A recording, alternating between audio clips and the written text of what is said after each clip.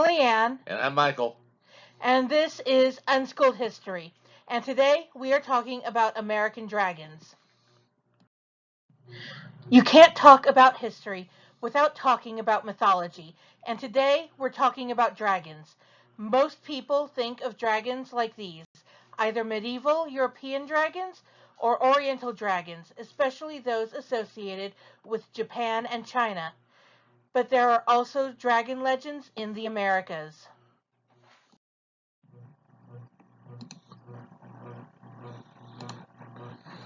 We're starting today with the Piasaw bird, which is the legend that inspired today's episode. The original illustration, sadly, no longer exists.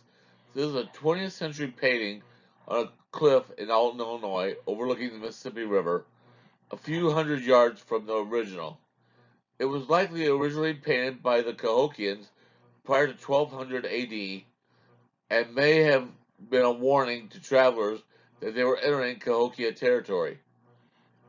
Based on a 1673 description from a French priest, Father Jacques Marquette, we know that the original was the largest painting by the natives within North America. What we know about the story behind the Piasaw bird comes from an 1836 account by a man named John Russell. The legend says that the bird lived in the cliffs and that a local chief slayed the bird, who had been attacking and eating men after gaining a taste for human flesh due to a war. The Unkegila comes from Lakota mythology. While she was originally described as having no shape or form, she eventually became described as having a long, scaly body, iron claws, eyes that burned with wrathful hunger, and a voice like thunder. It is said that anyone who looks at her will either become blind or go insane. One legend says that Unkegila killed a large bear, which became the Bear Butte in the Black Hills.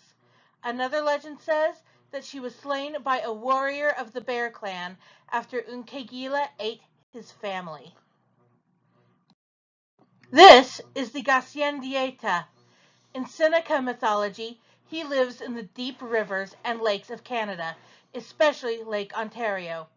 He flies on a trail of fire and he spews fire. He's also capable of taking on human form. Like with the Loch Ness Monster, there have been sightings of the Gaussian Vieta from the eastern shore of Lake Ontario, at least as recently as the 1970s. Quetzalcoatl is a Mesoamerican deity whose name means feathered serpent. To the Aztecs, he was the god of wind, air, and learning. There has been a long held belief that the Aztecs believed that Cortez was Quetzalcoatl returned. However, there has been no supporting documents from before the conquest of the Aztecs by the Spanish, and nothing in Aztec mythology to support such a notion. Some Mormons believe that Quetzalcoatl is the same person as Jesus, based on writings of the Third Latter-day Saints president, John Taylor, who wrote that their stories are so similar that they must have been the same person. However, this is not an officially taught belief of the Mormon faith. Like Quetzalcoatl, Xicoatl also comes from Aztec mythology. His name translates as turquoise serpent. He is a fire deity, sometimes depicted with a weapon known as an atl, which is a spear thrower.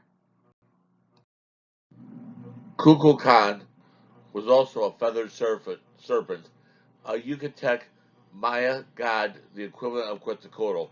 Little is known about the classical mythology. One more recent legend is that he was a boy who was born as a snake, and that his sister took care of him in a cave. When he became too large, he flew out and into the ocean, causing an earthquake. He caused a tremor every June to let his sister know that he is still alive. Kukumots belongs to the post-classic Kiichi Maya. His name means Quetzal serpent or feathered serpent. Like Kukulkan, He is equated with Quetzalcoatl. Like Quetzalcoatl, Kukumots is a creator deity associated with the wind. He is also associated with the rain. The resplendent Quetzal bird is associated with Kukumots because of his feathers. The blue-green feathers symbolize vegetation and the sky, both symbols of life to the Maya. The bright red feathers symbolize fire. Kukumots is also strongly associated with the Mesoamerican ball game Olamalietzel. This is due to his dual nature of both masculine and feminine. The boy Tata, from the old Tupi word for fiery serpent, is the Brazilian equivalent of the will-o'-the-wisp. Its fiery eyes leave it nearly blind by day, but by night it can see everything. According to legend, the boy Tata was an anaconda that survived a deluge and then went about eating corpses, especially the eyes, which were its favorite bits. The light of all the eyes gave the boy Tata's eyes an unearthly glow. Yahwah is one of the 7 legendary monsters of the Guarani mythology. He is a dragon with 7 dog heads and a fiery gaze. Despite his fearsome appearance, he is actually calm and harmless. Yahwah enjoys eating fruit, but his favorite food is honey. He is known as Lord of the Caves, Guardian of Fruit, and a brilliant guardian of buried treasure. One legend says that his skin is shiny from rolling around in gold and gems. The Amaru, also known as the Amaru or Katari, is a mythical serpent or dragon associated with the Tiwanaku or Inca empires. A double-headed serpent, the Amaru is believed to live deep underground. It is also said that he can pass between our world and the spirit world. Also known as Koi Koi Villu, Ten Villu is the Mapuche god of earth and fertility. He is the source and guardian of all life on earth. In some versions, this god is also a goddess. Dragons, of course, continue to remain popular today. We see them in cartoons, in feature films, in huge budget TV productions such as Game of Thrones. We see them on jewelry.